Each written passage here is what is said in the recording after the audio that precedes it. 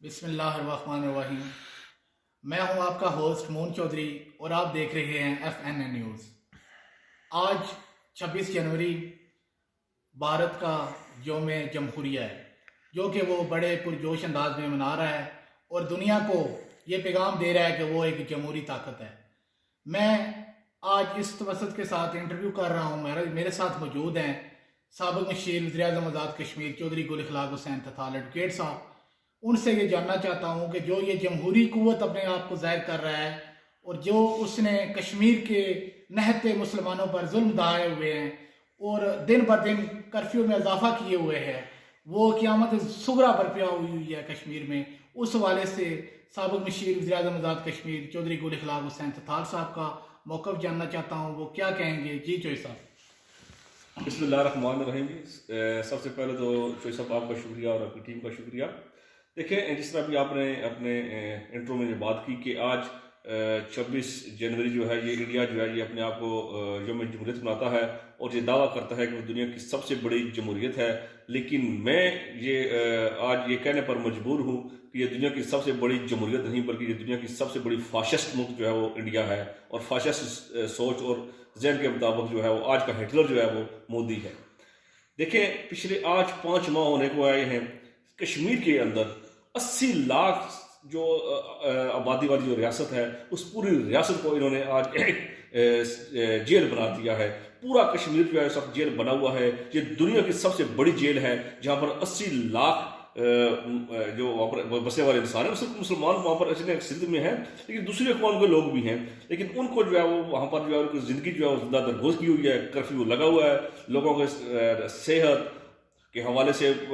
بڑے مسائل ہیں وہاں پر، پھر اسکول بچوں کے بند ہیں، کالجز بند ہیں، یونیورسٹیاں بند ہیں، لوگوں کو روزگار نہیں مل رہا، انٹرنیٹ سروس بند ہے وہاں پر، کوئی سوشل میڈیا، پرنٹ میڈیا اور الیکٹرانک میڈیا جو ہے اس کا داخلہ بند ہے۔ تو وہ بیچارے جو ہے وہ ایک سمجھ لیں کہ جس طرح بندہ قبر میں ہوتا ہے وہ بالکل قبر والی زندگی گزار رہے ہیں۔ تو میں یہ سمجھتا ہوں کہ اس وقت اقوام عالم کو بھی بالخصوص جو ہے وہ ان کی ذمہ داری ہے کہ وہ انڈیا کو مجبور کریں کہ وہ جو کشمیریوں کا جو اس نے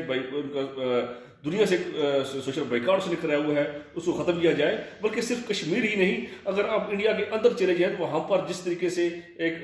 پچھلے دنوں ایک شہریت بل جو انہوں نے نافذ کیا ہے، جس کی وجہ سے پورا ہندوستان جو ہے وہ اس وقت جو ہے وہاں پر مظاہرے ہو رہے ہیں، ہڑتالیں ہو رہی ہیں، اور ان ہڑتالوں کو کچلنے کے لیے، ان مظاہروں کو کچلنے کے لیے وہاں پر بڑی بے دردی کے ساتھ وہاں پر جو ہے وہ ملٹری آپریشن کیے جا رہے ہیں، ان کی فوج کے ذریعے، ان کی پولیس کے ذریعے، تمام جو دیگر قومیتیں ہیں اور بالخصوص مسلمان تو وہاں پر جو ہے وہ سمجھ رہے ہیں کہ ایک جس طرح ہوتا ہے کہ ایک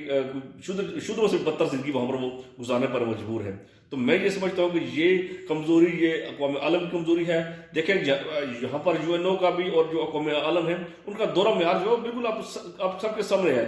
یہیں اگر کوئی اور ملک ہوتا، میں سمجھتا کہ اگر انڈیا کی جگہ مسلمان ملک ایسے اقدام کرتا تو اس وقت جو ہے UN اپنی ریزولوشن نہ صرف پاس کر چکا ہوتا بلکہ وہاں پر فوجی ایکشن بھی ہو چکا ہوتا۔ اس کی مثال جو ہے وہ انڈونیشیا ہے، وہاں پر ایسٹ تیمور ہے، عراق کے اندر دیکھ لیں، افغانستان کے اندر دیکھ لیں، یہاں پر کس طرح UN جو ہے وہ فوری طور پر ایکشن میں آتا ہے، اور کس طرح وہ ایکشن میں آتا ہے، وہاں پر اپنے کرداروں کو عمل درآمد کرتا ہے۔ لیکن کشمیر کے حوالے سے آج 70 سال ہو گئے ہیں، اسی سیکورٹی کونسل کی ریزولوشن میں موجود ہے کہ کشمیریوں کا فیصلہ کشمیری کریں گے، اور یہ جو ابھی نیا جو ہے جو ان کا جو ایکٹ ہے، شریعت بل ہے، اس کے تحت جو ہے وہ تمام جو قومیتیں ہیں وہ بیچارے جو ہے ظلم بربریت کا نشانہ بنے ہوئے ہیں۔ یہ مودی جو ہے یہ ایک فاشسٹ تنظیم ہے، یہ اس نے 1945 اور 1939 سے 45 والی ہٹلر کی یاد تازہ کر دی ہے، اور یہ آج کا ہٹلر ہے۔ یہاں پر یہ پوری دنیا کو چاہیے، امریکہ کو چاہیے، یونائٹڈ نیشن کو چاہیے، اور جو سیکورٹی کونسل کے مستقل ممبران ہیں، میرا ان سے یہ مطالبہ ہے کہ وہ فوری طور پر ایکشن لیں، اور وہاں پر جو بسنے والے لوگ ہیں، بلکہ صرف مسلمان ہی نہیں، وہاں پر جو دیگر قومیتیں ہیں ان کی جو دلت بھی ہیں، ان کے شودر بھی ہیں، اس میں کرسچین بھی ہیں، اس میں بدھ مت بھی آ رہے ہیں، اور جو لوگوں کا انہوں نے یہ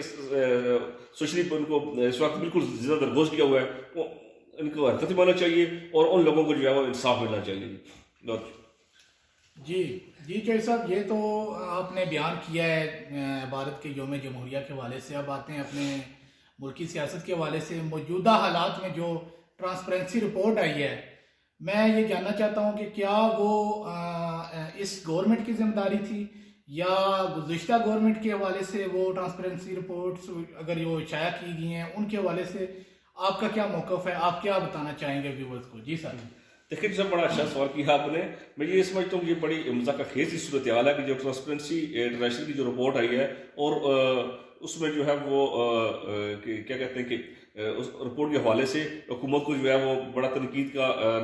نشانہ بنایا جا رہا ہے. اور میں سمجھتا ہوں کہ یہاں پر ہمارے کچھ جو وزراء بھی ہیں، حکومت کے وزراء بھی ہیں، وہ بھی تھوڑی سی ڈیفینسو آ گئے ہیں.